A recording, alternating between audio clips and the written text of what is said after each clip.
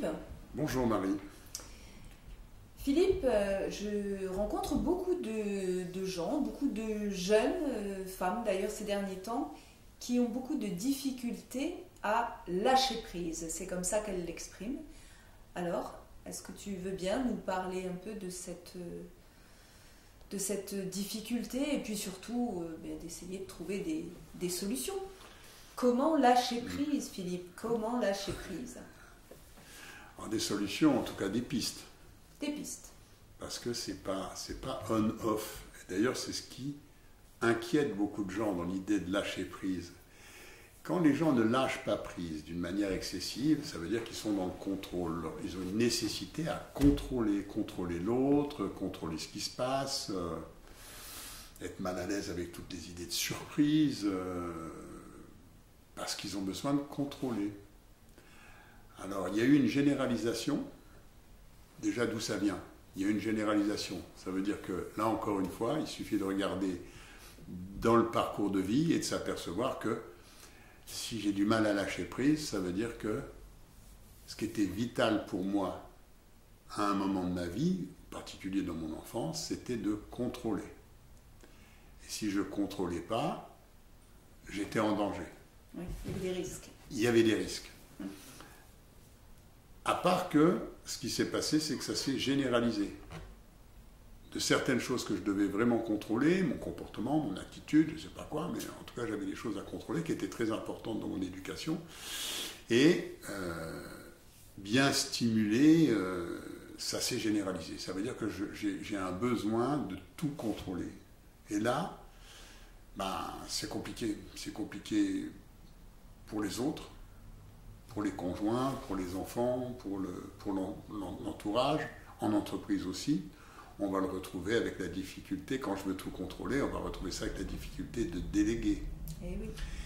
Et en tant que parent, on va le retrouver aussi comme difficulté à faire confiance aux enfants proportionnellement à leur âge. On va retrouver des comportements avec des enfants qui ont 13-14 ans, avec qui on voudrait encore continuer à faire fonctionner, comme quand ils en avaient 5 ou 7. Ça veut dire que, puisque je suis dans l'excès de contrôle, je ne réussis pas à lâcher. Et ce n'est pas lâcher ou ne pas lâcher. C'est à lâcher progressivement, première chose. C'est l'idée de lâcher progressivement. La deuxième, de ne pas lâcher tout. Je pense que ce qui fait le plus peur, l'inquiétude la plus profonde des gens qui contrôlent tout, c'est si je lâche, alors je vais tout lâcher. Alors tout va s'écrouler. Tout va s'écrouler. Et quelquefois aussi, par rapport à un exemple parental de quelqu'un qui avait un problème d'addiction et qui lâchait, si je lâche dans ma vie, si j'arrête le contrôle, alors je vais devenir comme celui-ci. Je vais ressembler à. Donc je me suis construit quand même d'une manière où le contrôle était vital. Et il s'est créé comme une espèce de croyance, si je lâche, c'est où je contrôle ou je lâche. Voilà, il y a quelque chose qui est très binaire. Et très fantasmé. Tout à fait, c'est complètement fantasmé, alors que le travail à faire pour lâcher, c'est déjà de prendre, tu le proposes souvent, de prendre un peu de recul et de regarder dans quel domaine j'ai besoin de lâcher. Pas partout. Au fond, celui qui souffre de ne pas lâcher suffisamment, sait très bien à quel endroit c'est pas juste.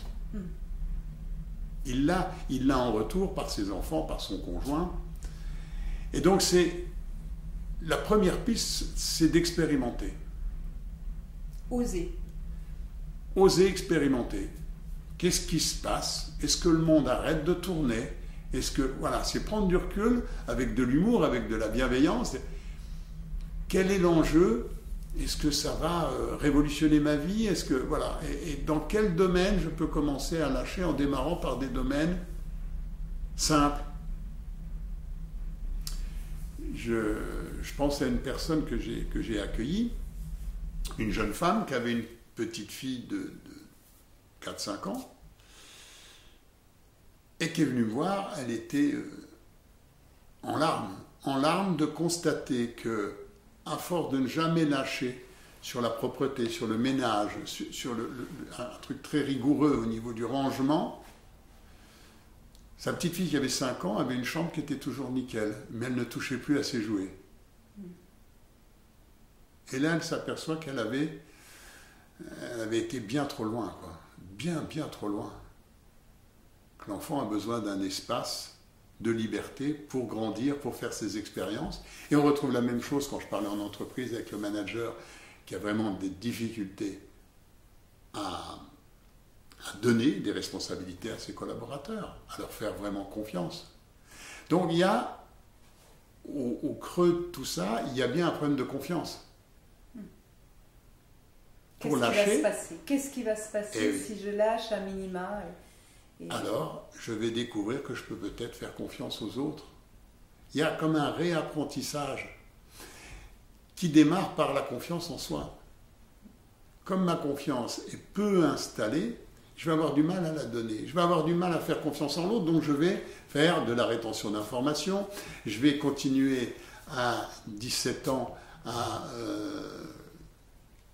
m'occuper des enfants, je ne sais pas moi, comme s'ils n'étaient pas capables de mettre leur linge au sale et de faire tourner une machine, comme s'ils n'étaient pas capables de faire un repas. Du coup, ce qui est triste, au bout de ça, si on le regarde sur 10-20 ans, c'est que je vais avoir des enfants qui m'auront vu avoir des tas de compétences et je ne les aurai pas. Parce qu'au fond, elle les aura, comme en entreprise, elle aura gardé ses compétences. Et pas parce qu'elle n'aime pas ses enfants, pas parce qu'il n'aime pas ou qu'il n'apprécie pas ses collaborateurs, juste parce que ça le confronte à ses propres peurs, ses propres limites, et sa propre limite qui est souvent un manque de confiance en soi. Donc les choses ne peuvent pas se faire du jour au lendemain. Je pense qu'il y a... En plus, ce qui est bénéfique, c'est quand je fais l'expérimentation de lâcher, je m'aperçois que ça fonctionne bien, et ça a un effet en termes de confiance en moi. C'est-à-dire ça réhabilite le fait que je peux avoir confiance en moi.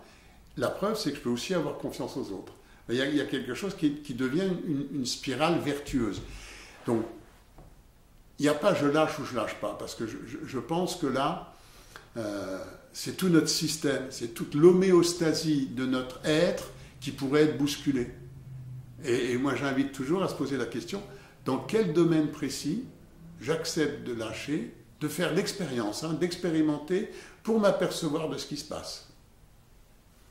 Oui, je trouve ça super. Je te remercie parce que je trouve que ça apporte aussi une respiration, une petite respiration. Effectivement, c'est pas je lâche tout parce que là, ça peut être extrêmement angoissant. Tout à fait. Pour des personnes qui ont des difficultés et qui contrôlent tout le temps.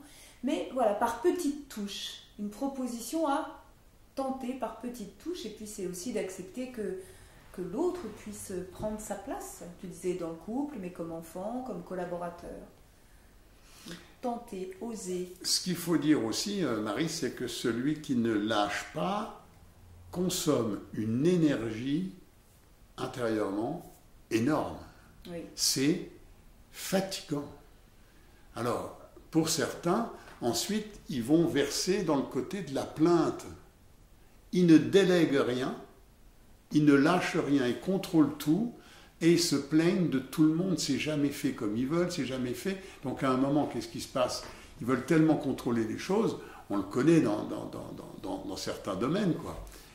Si la manière dont je lave la vaisselle, j'entends 4 réflexions, mais ne fais pas comme ça, pourquoi tu ne mets pas les trucs comme ça? Au bout de 2 ou 3 fois, à un moment, le conjoint va dire, écoute, la vaisselle, t'as qu'à t'en occuper, mais ne viens pas te plaindre que tu es toute seule à gérer la maison. Alors souvent, celui qui est dans beaucoup de contrôle, comme son environnement va s'adapter, en laissant tomber un tas de choses parce qu'il n'y a pas d'initiative, le risque c'est qu'à un moment, lui, il verse dans la plainte. Oui, mais vous vous rendez compte, avec tout ce que je fais pour vous. Avec tout ce que je fais pour vous. Et l'adolescent a vite fait de répondre, mais moi je t'ai rien demandé, moi. C'est toi qui m'as mis au monde. Et moi, j'ai besoin de grandir, j'ai besoin d'avoir un espace de liberté, d'initiative, d'essais-erreurs aussi. J'ai besoin de m'apercevoir des choses. Je me souviens d'une anecdote avec toi, Marie, qui avait du mal à lâcher. Et une fois, au cours d'un déplacement que tu faisais, tu m'avais demandé d'emmener les enfants à l'école. Oui, c'est vrai. Oui, alors j'ai emmené les enfants à l'école. J'ai dit, vous êtes prêts les enfants? On va à l'école, on avait déjeuné, tout se passait bien. Je les emmène à l'école et au moment où j'arrive à l'école, ils sortent de l'école et je les vois les mains dans les poches. Je dis, mais et vos sacs? Ah ben, il me dit, ça c'est maman qui les met dans la voiture d'habitude.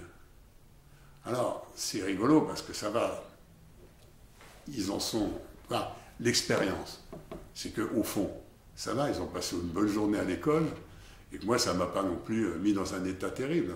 Mais je me souviens que quand on a partagé autour de ça, je pense que ça t'a aidé aussi. Oui, c'était pour moi une très belle expérience, alors pas très confortable sur le coup, mais en même temps une belle expérience et puis une prise de conscience qu'effectivement, voilà, être partout, à tous les endroits, c'était pas tenable. Et que c'était pas juste non plus, parce qu'effectivement, ils avaient aussi besoin, eux et toi, d'avoir un minimum de responsabilité et puis